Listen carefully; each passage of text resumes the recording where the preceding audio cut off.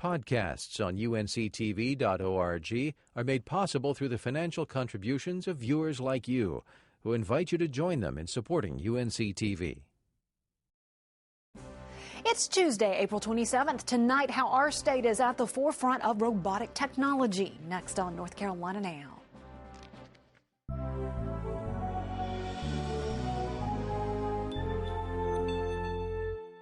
North Carolina Now is made possible through the financial contributions of viewers like you, who invite you to join them in supporting UNC-TV.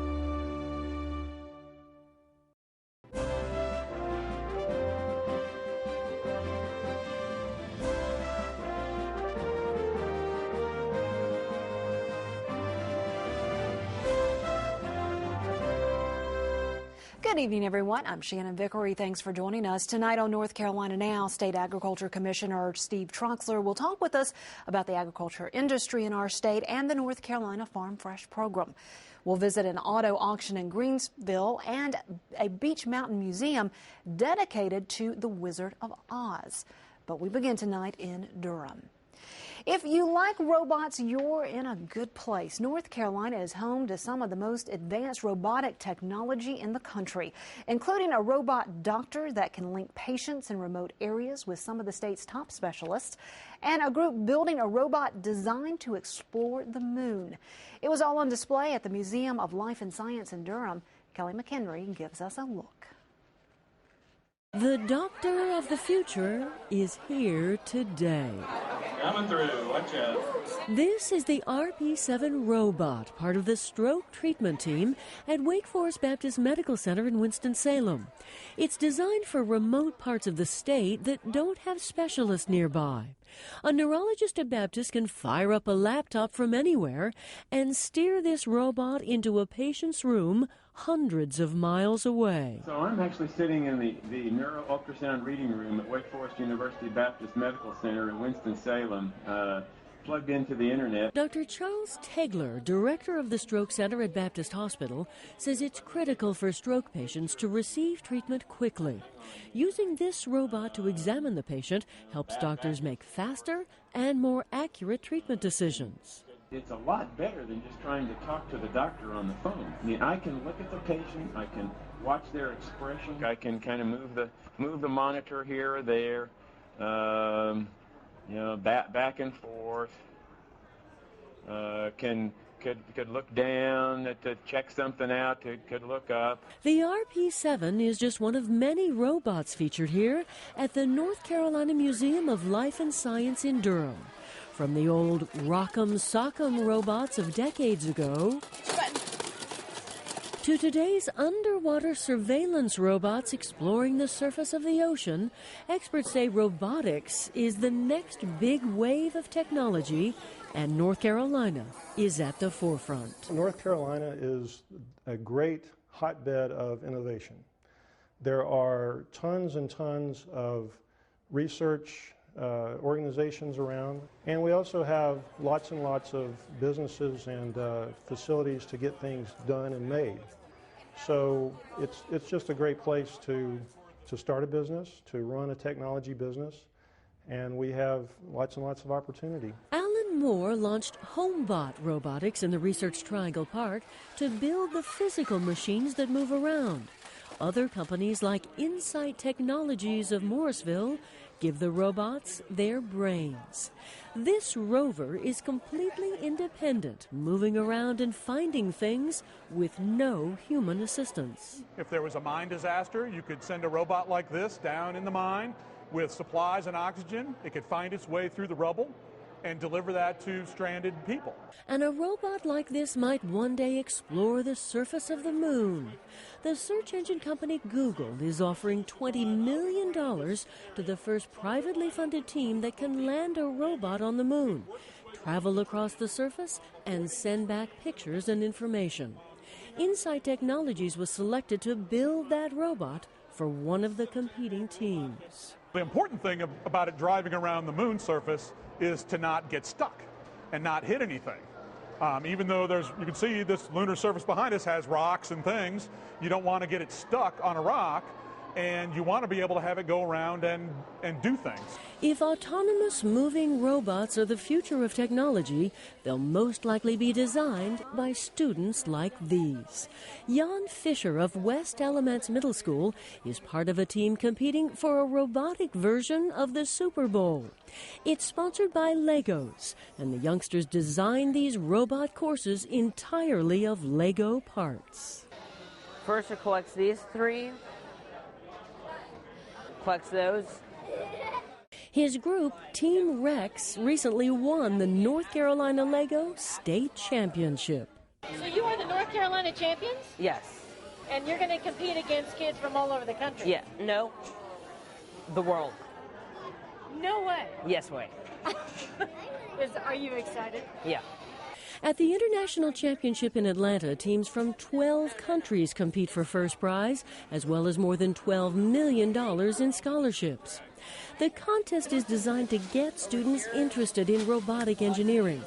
North Carolina State University already has a top-notch robotics school, and the technology is opening up job opportunities in manufacturing, defense, and healthcare, to name a few. My bias is that this is the tip of the iceberg, that there will be applications for many other things in medicine, both in neurology and in all kinds of other specialties, so that again, we can try to bring expertise that before was kind of limited to certain locations.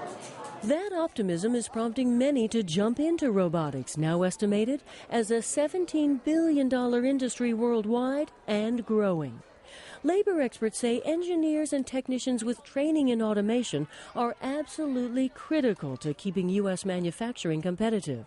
So the push is on to move robotics into the mainstream. I see the robotics market being very similar in a lot of ways to the PC market that we went through back in the 80s, where there were a lot of hobbyists, inventors, do-it-yourself books. That's where we are today. My prediction is it'll be bigger than the PC industry ultimately. If so, expect North Carolina to help lead the way. And the best part, say proponents, is that while robots are increasingly skilled, adaptable, and independent, they are also just plain fun. So many times computers are just little dull things with icons on your screen. And in this case, we've got computers that are controlling the movement of the vehicle. And they're driving around, they're making decisions, they're interacting with humans, they're doing real things. And so to me, that's a very fun, real thing. For more information on robotics in North Carolina, visit our website at unctv.org/ncnow.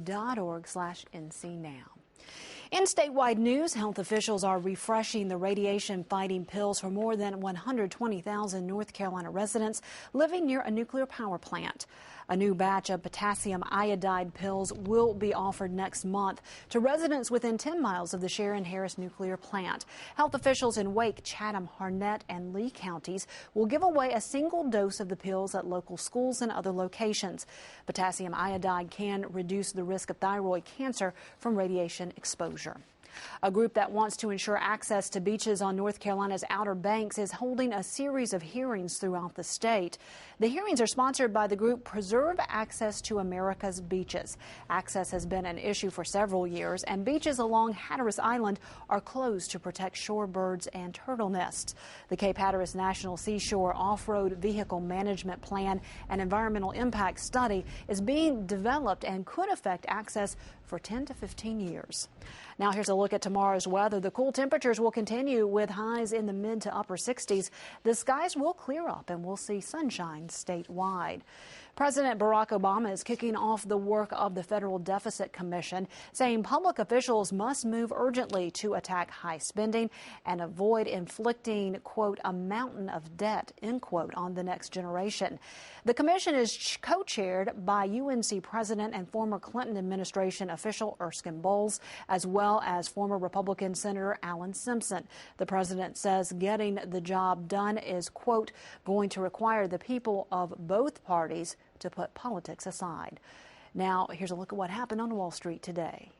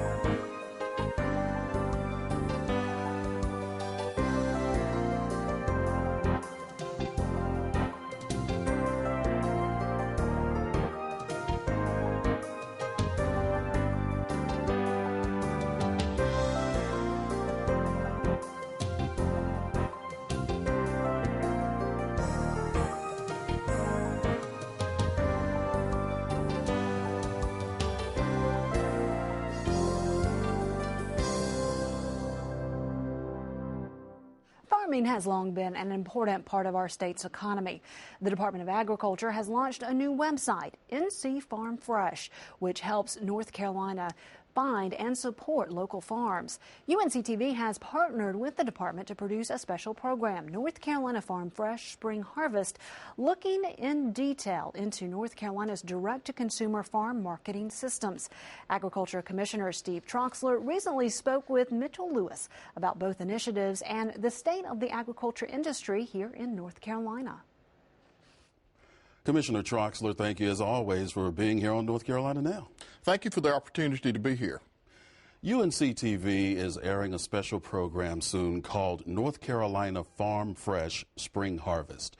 What is the purpose of this program? This program is a part of our Got to Be NC program that is marketing North Carolina agricultural products, and we want to raise public awareness to the products that we have here in North Carolina and the ability of the public to access these products directly from the farm. Now, in this program, there are several avenues in which farmers can have their produce to the consumers. What are some of the avenues that you are, I say, familiar with or works best for you?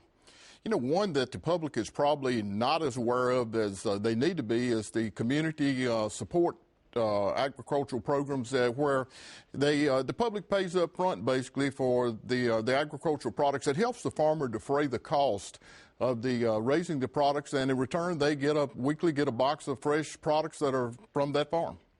And of course we have the roadside stands. You know, that's a traditional way for our farmers to market their product. I myself had a roadside stand when I was in the produce business, and we even have a program in the department called Certified Roadside Stand where farmers are saying that they grow over 51% of what's being sold at that stand. And of course farmers markets are also very popular.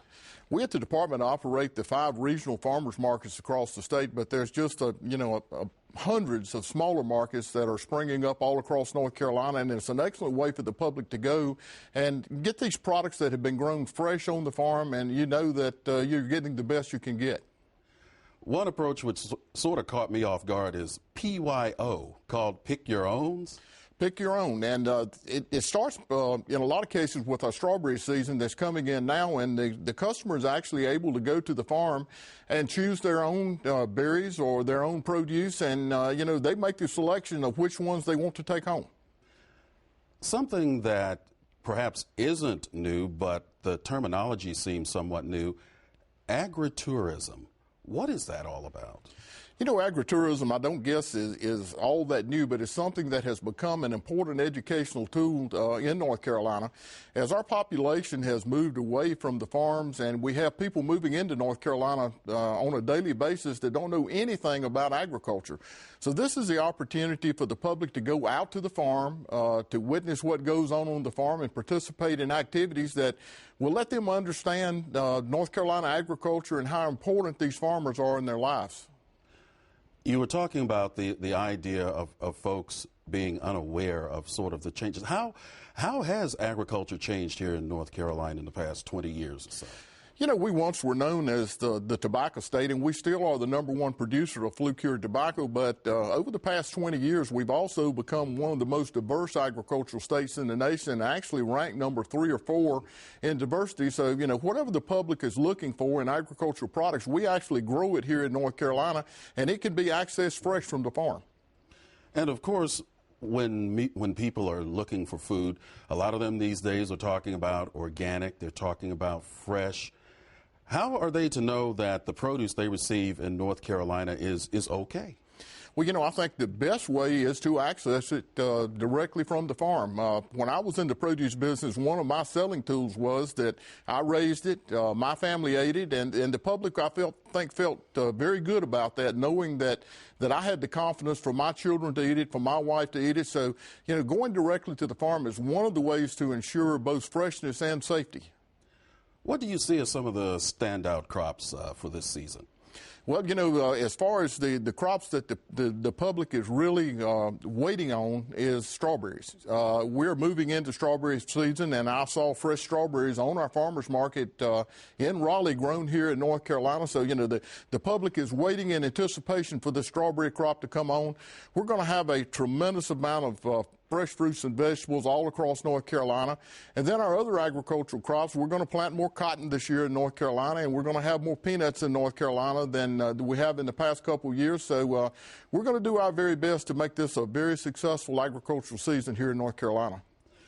To put you on the spot just a little bit, because a lot of people, when you ask them where certain foods or produce come from, they automatically say the store. And they don't think about farmers being around to produce these things for them. What's the status of the farmer here in North Carolina? Are we okay for future farmers? Well, we've got some problems here in North Carolina. We've had the recession, and I think we have weathered the recession as good as any industry could.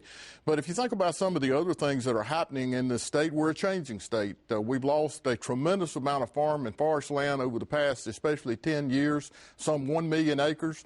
And all of this is impacting agriculture. But maybe even further than that, we don't have a lot of young people that actually are wanting to get into production agriculture because, you know, it is hard work, it's confining, and sometimes the economics aren't there. So we've got to concentrate to make sure that we have these agricultural products for the public. What do you hope that viewers will gain from this upcoming program, Farm Fresh Spring Harvest? I hope they gain a real appreciation for the farmers that work hard every day to feed them, clothe them, and now even fuel them. And think about that every time that they pick up that knife, fork, and spoon about, just like you said, where does this product come from, who's growing the product, and how important our food supply really is. You know, it's an essential industry, not only in North Carolina, but all across the world. And strategically, we can't lose the ability to feed ourselves. And if our viewers want to find out more about where they can find Farm Fresh products, where can they go? They can go to our website at ncfarmfresh.com, and the good thing is you can access this and find the particular product that you're looking for, or you can find the county that you live in, and you'll be able to find the operations that you can buy the fresh produce, the agritourism operations. So this is a very valuable website to all the citizens of North Carolina. Agriculture Commissioner Steve Troxler, always a pleasure to have you here on North Carolina Now. Thank you. Thank you so much, and I want to say thanks to our partners at the Tobacco Trust Fund for allowing us to air this program. Carolina Farm Fresh Spring Harvest will air on UNC-TV at 9:30 p.m. this Thursday, April 29th.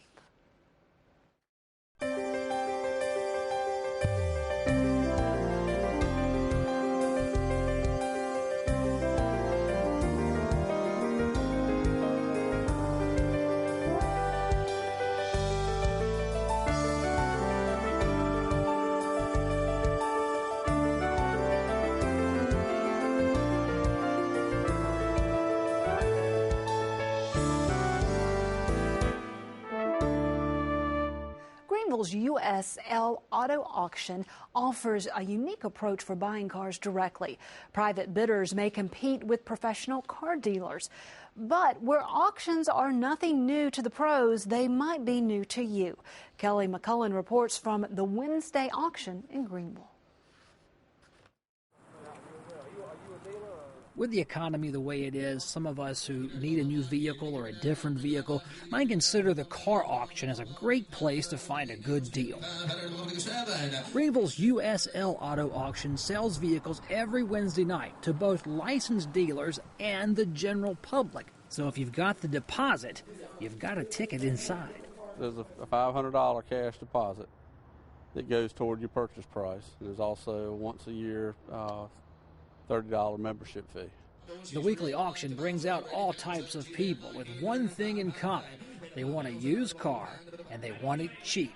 It's all walks of life, all socioeconomic levels, all education levels. I mean, everybody. There's no demographic line you can draw amongst the bidder here. There are dealers who come out every Wednesday evening and ordinary people who only visit when they see a vehicle they hope to buy.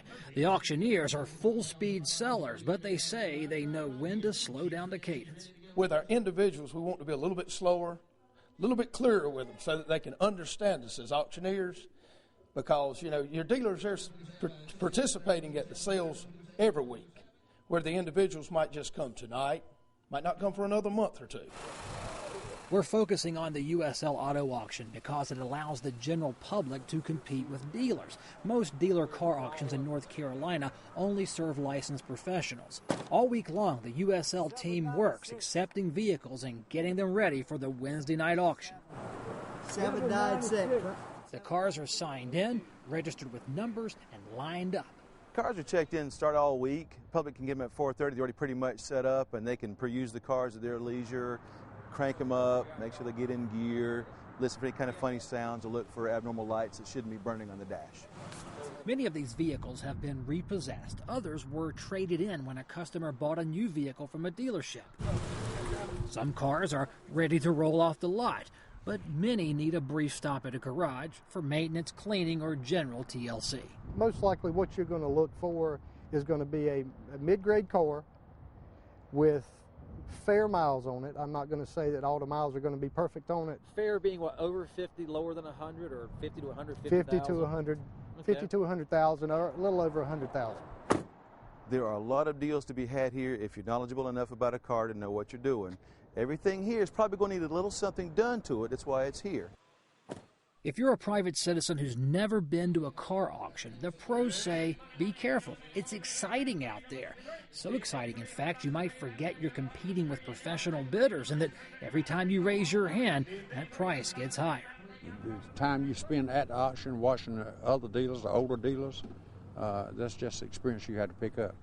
And if you don't go easy before you start spending a lot of money, someone's going to eat you alive.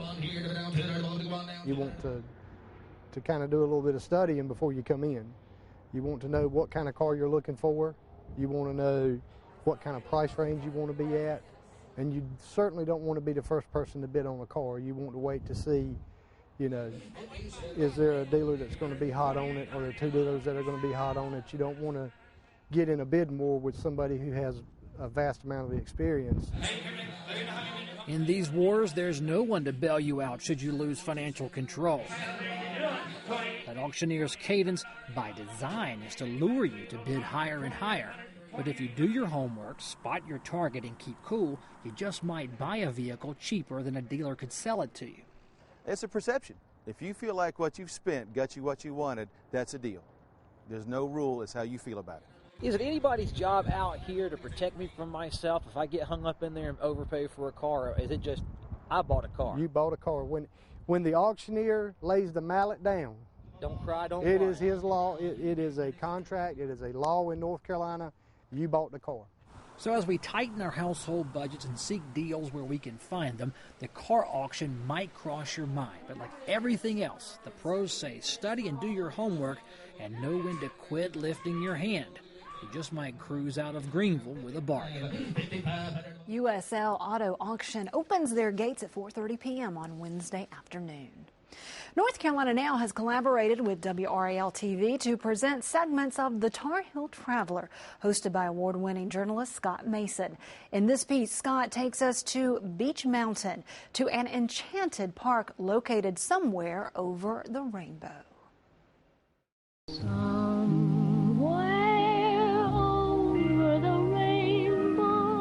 Over the rainbow, way up high, there's a land that I heard of once in a lullaby. The land of Oz with its enchanted forest. The talking apple trees. What do you think you're doing? Talking trees and the witch's castle. This is the Wicked Witch of the West's castle. It's the castle of the Wicked Witch. The Wicked Witch and Dorothy's house. Dorothy's house is a 5/8 scale replica of the house in the movie. Remember the movie, The Wizard of Oz? You're off to see the wizard, the wonderful Wizard of Oz. The yellow brick road also leads to Beach Mountain. The yellow brick road, the only one in existence that I'm aware of, and there are 44,000 yellow bricks here. North Carolina's Land of Oz was once a magical theme park. Loved children, loved entertaining, loved fantasy. Grover Robbins loved the Land of Oz he built, based on the Wizard of Oz he admired. I haven't got a brain. Have a brain, have a heart. The tinsmith forgot to give me a heart. Have some courage. I haven't any courage at all. There are lessons to be taught. Inside the Red Barn are items that actually appeared in the movie. We have the gatekeeper's cloak. Who rang that bell? A sword from the Winkies. Probably the most valuable artifact in there would be the Wicked Witch of the East's stockings. What happened to the Wicked Witch of the East? Dorothy dropped a house on her. In time, the house fell on the Land of Oz, which closed in 1980. Changing economic times. Times do change, but the movie has remained magical. There's no place like home. And in many ways, Grover Robbins Park is still magical too. It's not like it used to be, but we think it's still very special the way it is now. And the dreams that you dare to dream really do come true. To find out more about the Tar Heel Traveler series, go to www.wral.com and search using the keyword Tar Heel Traveler. That's our show for tonight. Thanks for watching. Have a great evening, everyone.